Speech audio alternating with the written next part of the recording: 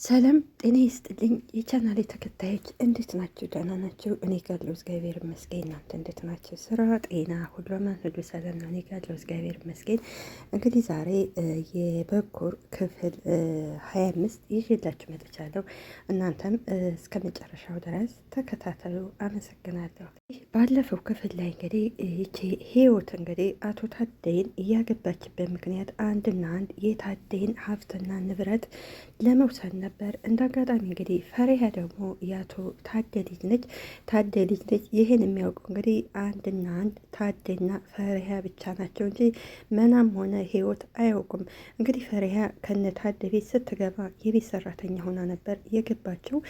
ከዛ በኋላ እንግዲህ ህይወት እንደምታዩት ያው የእናትያ ያው ሁሉንም ባንልም አንዳንድ እናትያዎች መጥፎ አሉና ፈሪሃ እንግዲህ ህይወትን የምታደርገውን ከማን ጋር እንደምታወራ ከታደ ውጭ ደግሞ ሌላ ማለት ፍቅረኛ እንዳላት ታደን ለገንዘብ እንደቀረበችው ስለምታውቅ ፈሪሃ ሁሉ ጊዜ ህይወትን ትከታተላታለች። በዚህ አጋጣሚ እንግዲህ ህይወት እንግዲህ ይችዲ ከዚህ ማባረር አለብን ስትለው ታደም እንግዲህ እሺ ይልና እንግዲህ በሀሳቧ ይስማማና ህይወት ይቺ መና ህይወት ማለት ፈሪሃ ከቤት ትባረራለች። ፈሪሃ ከቤት ስትወጣ እንግዲህ ያኔ ታዴ ከቤት አላየም ነበርና ፈሪሃ የታለች ሲል የለችም ይቺ ሌባ ናት አባርሬያታለሁ ትለዋለች። በዚህ አጋጣሚ ደግሞ መና እህቷ እንደሆነች እንግዲህ ፈሪሃ አታውቅም። መናም እንግዲህ በህይወት ሀሳብ ትስማማለች። ምክንያቱም ህይወት ይኸውልሽ ፈሪሃ ከመጣች ወዲህ አንቺን አባትሽ አይወድሽም፣ ሁሉ ጊዜ ፈሪሃ ፈሪሃ ነው ስትላት እንግዲህ መናም የህይወት የተናገረችው መስሏት እውነት ነበር የመሰላት። ለዛ ህይወት እቺ ፈሪሃ ከቤት ትባረራለች። ፈሪሃ እንግዲህ ቀስ ያለች እና የተረጋጋይ በጥሩ ስነ ምግባር ያደገች ሚስኪን ልጅ ነች። ህይወት ሌላ ልጅ ስላላት አሮን የሚባል ልጅ ታመጣለች። አሮንን ወደ ቤት ያመጣችው ወደ ነታደ ቤት እንግዲህ የነታደን ቤት አብረው እንዲወስዱ ነበር አሮንን ያመጣችው። አሮን እንግዲህ ፈሪሃን ሲያያት እንግዲህ በጣም የዋህና ደስ የምትል ልጅ ስለሆነች ፈሪሃን ያፈቅራታል። እንግዲህ ፈሪሃ ስትባረር እንግዲህ ፈሪሃ የሄደችው ቀጥታ ወደ ገጠር ወደ ቤተሰብ ገጠር አጎቷ ጋር ነበር የሄደችውና አሮንም ቀጥታ ይሄድና ፈሪሃን እንግዲህ ከአጎቷ ጋር ወደ አዲስ አበባ ወደ እንታደ ቤት እንግዲህ ይዟት ይመጣል። በዛም ምክንያት እንግዲህ ይቺ ህይወት ታሰቃያል ነበረ። ምክንያቱም ህይወት ያው ታዴን አግታው ነበረ። አግታው እንግዲህ ቤቱን በእሷ ስም እንዳደርግላት አስፈርማው ነበረ። መና ግን ብቻዋን ስለሆነች ምንም አልቻለችም ነበረ። ወይኔ ፈሪሃ የነገረች ነገር እውነት ነበረ፣ ምነው የእሷን ሰምቻበ ነበር እያለች እንግዲህ አሮንም ፈሪሃንና አጎቷን ወደ ቤት ይዟቸው ሲመጣ እንግዲህ የፈሪሃ አጎትም መንገድ ላይ ቁጭ ብሎ እንዳጋጣሚ ህይወት ስትመጣ እባክህ ሰውዬ ካርድ ግዛልኝ ስትለው እንግዲህ የፈሪሃም አጎት ስታንቋሽሸው አንዴ በዱላ ነበር የመታትና እነ ፈሪሃና አሮንም እንግዲህ አጎቷን የፈሪሃን አጎት ወደ ቤት ይዟት ሲመጣ እንግዲህ ይዘው ሲመጡ የህይወትም እንዴ ይህ ሰውዬ አንቺ ይባባ እንዴ ትተዋወቃላችሁ እንዴ ብለው ሲጠይቋቸው ቅድም እኮ መንገድ ላይ የመታኝ ይሄ ነው ስትል እንግዲህ አይ ስላላወቀ ነው በቃ ምናምን ተባብለው ከዛ በኋላ እንግዲህ ፈሪሃም መናን ታደ የት ሄዶ ነው ስትላት መናም እንግዲህ እባክሽ ለራስሽ ምንም ነገር እንዳትጠይቂ ትላለች። ምክንያቱም ፈሪሃ ይቺ መና ህይወት አስፈራርታታለች። አባትሽን ማግኘት የምትፈልጊ ከሆነ ለማንም እንዳትናገሪ ስላለቻት እንግዲህ መናም ዝም ነበር ያለችው። ከዛ በኋላ እንግዲህ መናና ህይወትም እንግዲህ አቶ ታዴ ካለበት ቦታ ሲሄዱ የፈሪሃ አባት በጣም የፈሪሃ አጎት ጎበዝ ስለሆነ ተከትሏቸው ይሄድና ተደብቆ ያያቸዋል። መናም አባቷን ስታይ አባዬ ብላ እንግዲህ ስቅስቅ ብላ ታለቅሳለች። ከዛ አባቷን እንግዲህ ወደ ቤት ይዘውት ይመጣሉ። ምክንያቱም እንግዲህ ህይወት ራሷ ናት ያሳግተው የነበረው ነገር ግን ይኸውልህ እኔ ባልደርስልህ ከዛው ነበር የምትቀረው እያለች እንግዲህ ታስፈራረዋለች። ከዛ በኋላ እንግዲህ ህይወት የፈሪሃን አጎትና ፈሪሃን አትፈልጋቸውም። ፈሪሃ ግን የህይወት ተንኮል ስለገባት ህይወት ማታድን ያለ ምክንያት አታመጣም፣ የሆነ ነገር አድርገዋለች ትላለች። እንግዲህ ይህን ነገር መናገር የምትችለው መና ነበረች። መና ግን እስካሁን ድረስ ለማንም ህይወት ይህን ታዴን እንዳገተችው እንዲሁም ደግሞ ህይወት ስታሰቃያት እንደከረመች ለማንም አልተናገረችም ነበረ። እንግዲህ ምጥባህ ማለከችን ቁጭ ብላ ብቻዋን ቁጭ ብላ እንግዲህ ፈርሃ አጎቴ ፈርሃ ልጄ እያለ ሲመጣ እንግዲህ ወይኔ አጎቴ አስደነግከኝ እኮ ትለዋለች። ፈርሃም በፍርሃት ደህና አደርክ ስትለው አጎቷም ደህና ነኝ እንዴት አደርሽ ይላታል። ነው አይንሽ እኮ ቀልቷን ሌሊቱ ሙሉ ሳትተኝ ነው እንዳያደርሽው እንቅልፍ ይወስደኛል አጎቴ፣ የታደደ ነገር እኮ አስጨንቆኛል። ህይወት ካገተችው በኋላ እንዴት መልሳ ወደዚህ ቤት ታመጣለች? ስለዚህ ለዛ እየተጨነኩ ስለሆነ እንቅልፍ አልወሰደኝም። መናንም ደግሞ በምን እንደያዘቻት በምንስ ደግሞ እንዳስፈራራቻት አላውቅም። ፍሬያ አጎትም እኔም እንዴት እንቅልፍ ይዘኛል ብለሽ ነው? ህይወት ትናንትና ማታ ስታወራ የሆነ አንድ እቅድ አላት። እኛን ከዚህ ቤት ሳታስወጣን እሷ እንደሆነች እንቅልፍ አይወስዳትም። ያም አታስወጣንም አጎቴ፣ በፊት በጉልበት ነበረ፣ አሁን ደግሞ ጨዋታው ተቀይሯል። ፍሬያም አጎት ምን ነው ልጄ የጠረጠርሽው አለ እንዴ ብሎ ይጠይቃታል። ይኸውልህ ምግብ ስታቀርብለት የሚጠጣም ነገር ስትሰጠው ለብቻዋ ማድረግ ነው የምትፈልገው። ስለዚህ የሆነ ነገርማ አለ። ምን ለማድረግ ፈልጋ ነው እንደዛ የምታደርገው? ደግሞ ከዛ ላይ መናን ካበጣ ገቡ አታስቀርባትም። እንግዲህ መርዝም ስትል እንግዲህ አጎቷ መርዝ መርዝ ብቻም አይደለም፣ ነገር ግን ለታዴ የሆነ የሚያደነዝዝ ነገር መድኃኒት እየሰጠችው ነው። ይኸው አይደለ ታዴ እንደ ድሮ አይደለም። በእርግጥ ፈሪሃ ልክ ናት። እንግዲህ ህይወት ያን ቤት ለማግኘት ስትል ታዴ ወደ ድሮ ማንነቱ እንዲመለስ አትፈልግም። የሆነ ማደንዘዣ መድኃኒት እየሰጠ ከዛ በኋላ እንግዲህ ቤቱ ለእሷ እንዲሆን ምንነቱን ሳያውቅ እንግዲህ እንዲፈርምላት ትፈልጋለች።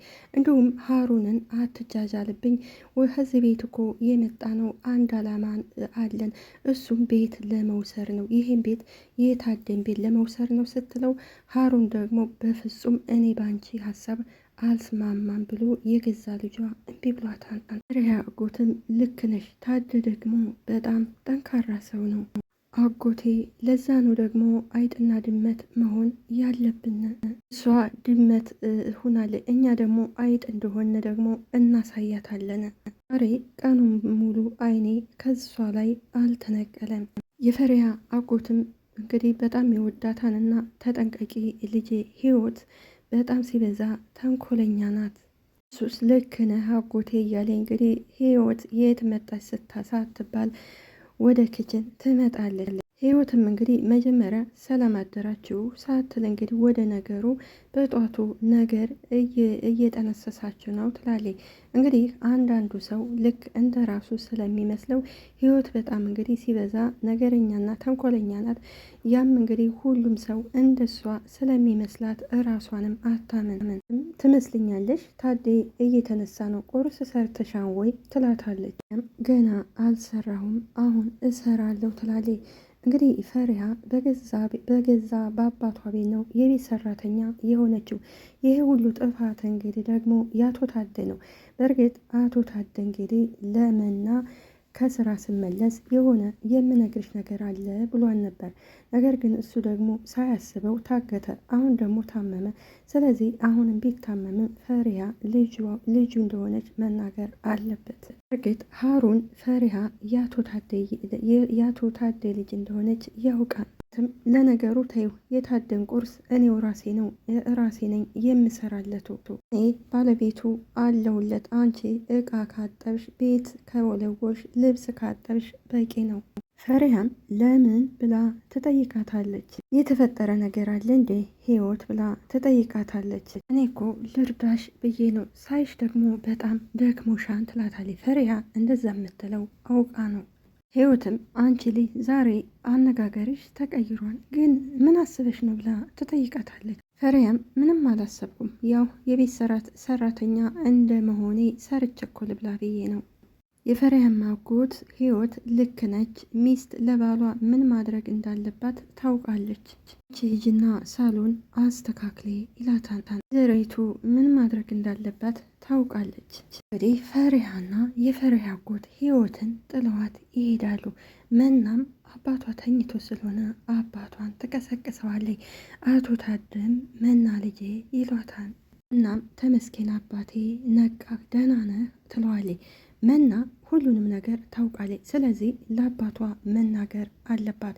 ህይወት ምን ስታረግ እንደነበረች ህይወት እሱንም እንዳሳገተች ስለምታውቅ፣ ስለዚህ መና ለህይወት መደበቅ የለባትም። የህይወትን ተንኮል ለአባቷ መናገር አለባት። አቶ ታድም ደህና ነኝ፣ ግን ራሴን ከብዶኛል፣ ህልም ውስጥ ያለው ነው የሚመስለኝ ይላታል። ምክንያቱም ይሄ የሆነበት ምክንያት እንግዲህ ህይወት አቶ ታዴ የበፊቱን ማንነቱን እንዲያስታውስ ስለማትፈልግ ያው ከሚጠጣው ውሃና ምግብ ላይ እየጨመረች እንግዲህ ስለምትሰጠው ነው። ነገር ግን መና ሁሉንም ይቺ ህይወት ሁሉ ማለት ይቅርታ ፈሪሃ ያው ጠርጥራለች። ስለዚህ ፈሪሃ ጎበዝ ስለሆነች አባቷን ማዳን ካፈለገች ህይወትን መከታተል አለባት። መናን በህመሙ ምክንያት ይሆናል አባዬ አሁን ደህና ትሆናለህ እኮ እኛ አለንልህ ስትለው፣ ታዴም ሀሮንስ እና ሁሉም አለ ወይ ብሎ ይጠይቃታል። ህይወትስ ሄደች ሲል መናም ያው ክችናት ምግብ እያዘጋጀች ነው። ግን አባዬ ትናንትና ካልሄደች እኮ ብለህ ነበር፣ እንዴት ስለሱ ጠየከኝ ስትለው፣ ትናንት እኮ ትክክል አልነበርኩም ነበረ። ሞም እኮ የፈሪሃ አጎት ነው፣ እንደዚህ ማድረግም እኮ የለብኝም ነበረ። ታድም መና ይኸውልሽ አንድ ነገር አድምጪ፣ ህይወት እኔ ለማስፈታት ብዙ ዋጋ ከፈለች አይደል ይላታል። መናም እንግዲህ ለአባቷ ደህንነት ስትል በውሸት አዎ ትለዋለች።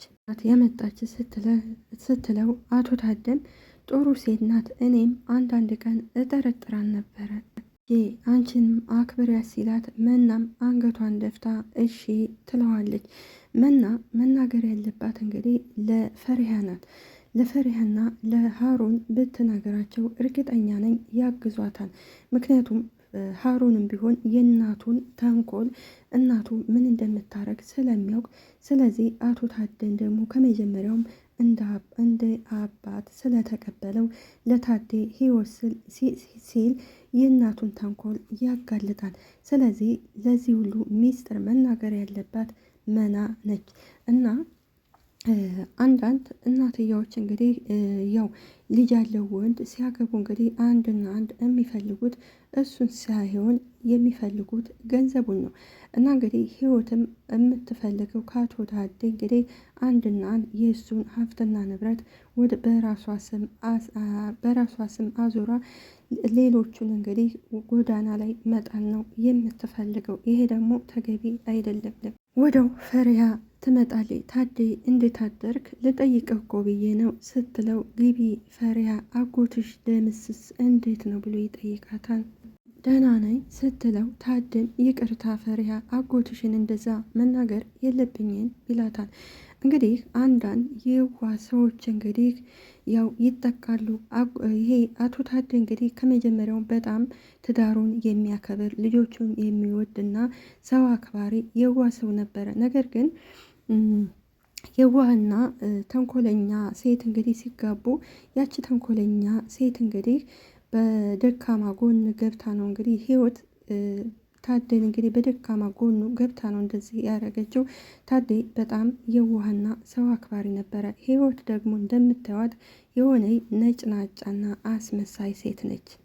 ባለፈው እንግዲህ ይህን ያለበት ምክንያት አቶ ታዴ አጎትሽ እንደዛ መናገር የለብኝም ሲል እንግዲህ ባለፈው የፈሪሃ አጎት እንግዲህ ይቺ ህይወት እናንተ ምን ታረጋላችሁ? ፈሪሃንም አሁን ቤቴን ለቀሽልኝ ውጪ አንቺ ገረድ ስትላት እንግዲህ ፈሪሃን ስትመታት እንግዲህ የፈሪሃም አጎት አቶ ደምስ እንግዲህ በያዘው ዱላ ህይወትን መቷን ነበርና በዚህ ምክንያት እንግዲህ ህይወት እንግዲህ ገደለኝ እያለች ስትጮው ያሉት ቤት ሙሉ ይመጣሉ። ከዛ ሊገሉ ነበር ስትል የፈሪሃም አጎት አቶ ደምስም አይ ፈሪሃን ልትመታት እየመታቻት ስለሆነ እኔ ህይወትን አልመታዋትም ነካ ነው ያደረኳት ይላል።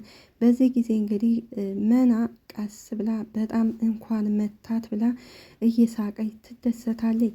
አቶ ታደም እንግዲህ በሉ አሁን ተኙና ነገ እንነጋገራለን ሲል ህይወት ትናደዳለች። እንዴት ነው እኔ በማንም ባላገርና በቤት ሰራተኛ እኔ ስመታ እንዴት ዝም ትለኛለች? ከቤት አባራቸው ስትለው ታድም አንቺም እኮ ቢሆን ፈሪሃን መተሻታን ብሏን ነበረ እና አቶ ታዴ ለዛ ነው እንግዲህ ይቅርታ የሚለው። ፈሪሃም ታዴ አሁን ስለዚህ ነገር መነጋገር የለብንም። አሁን አንድ ማሰብ ያለብህ ስለ ጤና ብቻ ነው። አጎቴም እኮ ቢሆን አልተቀየመህም። በቃ ስራ አለብኝ ልሂድ ሲል እንግዲህ ስትል ህይወት ትመጣለች። ችግር አለ እንደ ብላ ስትጠይቅ ታድም አይ ችግር የለም ትናንትና አጎቷን ስለተናገርኩ ይቅርታ እየጠየኳን ነው። ትም በጩኸት ቆይ ምን ማለት ነው? እኔን ስለደበደበኝና ስለተናገረኝ ምንም ነገር አትልም? እባክሽ ህይወት አሁን ሁሉ ነገር አልፏን፣ እኔ አሁን የምፈልገው ሰላም ብቻ ነው ይላታል። እናም ህይወት እባክሽ አባዬ አሁን እረፍት ያስፈልገዋል ተይው በቃ ትላታለች። እና ወደ ክላሷ ገብታ ቁጭ ስትል ፈሪያ ትመጣለች። ፈሪያ እባክሽ ሂጂ ህይወት ካየችሽ ጥሩ አይፈጠርም። ይቺ ፈሪያም መና እባክሽ በቃሽ፣ እስከ መቼ ነው በፍርሃት የምትኖረው? ህይወት በጣም መጥፎ ሰው እንደሆነች እኔም አንቺም በደንብ እናውቃለን። መናም በፍርሃት ይኸውልሽ ፈሪሃ ህይወት መጥፎ ሰው ሳትሆን በጣም አደገኛ ናት። ከዛ የባሰ ነገር አለ። እሺ ከዚህ የከፋ ነገር ምንድን ነው ያለው? እስኪ ንገሪ ብላ ትጠይቃታለች። ህይወት ትልቅ ሚስጥር ይዛብናለች። ይሄ ሚስጥር ከወጣ ደግሞ ቤተሰባችን ይፈርሳል፣ አባዬ ደግሞ ይሞታል ትላታለች። እባክሽ መና ምንድን ነው ሚስጥሩ ንገሪ፣ እኛ እኮ አንድ ነን በይ አሁን ንገሪ። ወዳው እንግዲህ ህይወት ፈሪሃ ልትነግራት ስትል ህይወት ትመጣባታለች። የዚህ ጊዜ እንግዲህ ፈሪሃ ወጥታ ትሄዳለች። እስኪ ባክሽ የተረዳሁን ነገር ትክክል አይደለም አይደለም ልትነግሪያን ነበር ትላታለች። መናም እረ ተሳስተሻን ትላታለች። መና ሁል ጊዜ ከምትፈራ ህይወትንም በስቀቀን እየፈራቻ ከምትኖር ስለዚህ ህይወት የያዘችባቸው ሚስጥር ለእህቷ ለፈሪሃ ብትነግራት የሆነ ነገር አይታጣም ነበር። ምክንያቱም የፈሪሃ ማጎት እንግዲህ ጎበዝ ስለሆነ ምናልባት እንግዲህ እንደለመደው በያዘው ዱላ ይችን ህይወትን አንዴ በዱላ ይዠልጣን ነበረ። ከዛ በኋላ ህይወት አርፋ ትቀመጥ ነበር። እንደሱ ነው የሚሻለሽ፣ አለበለዛ ምን እንደሚፈጠር ታውቂያለሽ። አሁን ምንድን ነው የጠየቀች ስትላት መናም ምንም አልጠየቀችኝም፣ ዝም ብለን እያወራን ነበረ። አትዋሽኝ፣ እኔ ሁሉንም ነገር አውቃለሁ። ለአባትሽ ጠየቀችሽ አይደል? አይደለም ህይወት እምልልሻለሁኝ፣ ስለ አባቴ ጤንነት ብቻ ነው የጠየቀችኝው። ስሚ መና፣ እኔና አንቺ ሚስጥር አለን። ይኸውልሽ አባትሽ በህይወት ያለው እኔ ስለምንከባከበው ነው። አንድ ነገር ለፈሪሃም ሆነ ለሌላ ሰው ብትናገሪ ውጤቱን ታውቂዋለሽ። መናም አውቃለሁ ለማንም አልናገረም ትላታለች። እንግዲህ አንዳንድ ሰው እንግዲህ በደካማ ጎናችሁ እየገባ እንግዲህ የሆነ ነገር ይይዝባችሁና እያስፈራራችሁ እድሜ ልካችሁን ይኖራል። ስለዚህ እያስፈራራችሁ እድሜ ልካችሁን ከሚኖር የያዘው ሚስጥር አውጥቶ ከዛ በኋላ መገላገል ይሻላል። ምክንያቱም እንግዲህ ፈሪሃ ይቺ መና ህይወትን በምታያት ሰዓት እንግዲህ በፍራቻ ነው ህይወት የያዘችው ሚስጥር አወጣች አላወጣች እያለ ከምትሳቃቅ፣ ስለዚህ ህይወት ሚስጥሩን ታውጣው እና ያበጠው ይፈንዳ። ህይወት ደግሞ እንግዲህ እሷም ልጅ አላት። ስለዚህ እንደዚህ ማድረጓ ታዴ አምኗት ወዷት አፍቅሯን ነበር ያገባት። እሷ ግን ያንን ልትመለከት አልቻለችም። የምትፈልገው አንድና አንድ ገንዘብ ብቻ ነው። እንግዲህ ህይወት ሌላ ፍቅረኛ አላት። ህይወት ታድ ባለትዳር ናት። ስለዚህ ታድን ያገባችው ከፍቅረኛዋ ጋር ተስማምታ የውሸን ነበር ታድን ያገባችው። ያ ፍቅረኛዋ ደግሞ ለወደፊት ባሏ አይሆናትም። ምክንያቱም ያ ፍቅረኛ የተባለው የሚወዳት የሚያፈቅራት ቢሆን ለሌላ ሰው አሳልፎ አይሰጣትም ነበረ እና ህይወት ትክክል አይደለችም። የሚያዋጣት ደግሞ ታድን ተንከባክባ እንዲሁም ደግሞ ልጆቹን ወዳ መኖር ነው ያለባት። ታድን ደግሞ እንደ ባል መንከባከብ ነው እንጂ ያለባት መናን እያስፈራራች እንዲሁም ፈሪሃን እያሰቃየች መኖር አትችልም። እባክሽ ለማንም አልናገርም፣ ስለዚህ አባቴን እንዳትጎጂው ስትላት ህይወትም አዎ እሱ ይሻልሻል። ይቺ ፈሪሃ በጣም ቆቅናት፣ ሁሉንም ለማወቅ ትፈልጋለች። ከሰው ጋር ስታወሪ ደግሞ ጠንቀቅ ነው ማለት ያለብሽው። ደግሞ ከልጄ ከሀሮን ጋር አትቀራረቢ፣ የኛን ሚስጥር ለማወቅ ነው የሚፈልገው እሱም ቢሆን ሀሮን ስትላት ምና ህይወትም ሀሮን ምንም ነገር እሱ አያውቅም፣ ስለዚህ ተጠንቀቂ። ሀሮን ወደ ፈሪሃ ይሄዳን። ፈሪሃ ሲላት ፈሪሃም አንተ ደግሞ ከዚህ ምን ትሰራለህ ትለዋለች። አንቺን ላናግርሽ ነበረ። ፈሪሃም ከኔ ጋር ደግሞ ስለምንድን ነው የምናወራው? ቤቱ ጉዳይ ነው ወይ ስለምንድን ነው ስትለው ሀሮንም አይ አይደለም ስለኛ ጉዳይ ማውራት አለብን። ሀሮንም እኔ በጣም እወድሻለሁ፣ ከአንቺ ውጭ ሌላ ሴት ማሰብም አልቻልኩም። ያም አፍክን ዝጋ፣ ሰው እንዳይሰማ፣ በተለይ ደግሞ መና ትለዋለች። መና ደግሞ ለምን አውቃለሁ፣ ደግሞ ጊዜው አሁን አይደለም፣ አይታይም እንዴ ቤታችን እኮ በችግር ተከቧል። እናም ደግሞ ፍርሃት ውስጥ ናት። ደግሞ ስለኛ ፍቅር ማውራት ተገቢ አይደለም። ያ ፍቅር ጥንካሬ ይሰጠናል። እኔና አንቺ አንድ ከሆነ ሁሉን ነገር እናቸንፋለን ሲላት እንግዲህ ፈሪሃ አሁን የሚያሳስበኝ የታደ ነገር ነው ትላለች። እንግዲህ ስለነበረን ቆይታ እናመሰግናለን። አገራችንንም ኢትዮጵያ ሰላም ያደርግልን። እኛም ፈጣሪ አምላክ ይጠብቀን ይጠብቃችሁ። እንዲሁም ከዚህ ድራማ እንደተማርነው ከሆነ እንግዲህ አንዳንድ ሴቶች ወይም ወንዶች በጣም አስመሳይ ናቸው። እንግዲህ እንደ ህይወት ያለ ህይወት በጣም ሲበዛ አስመሳይ ናት። ልቦና ይስጣት እንላለን። እናም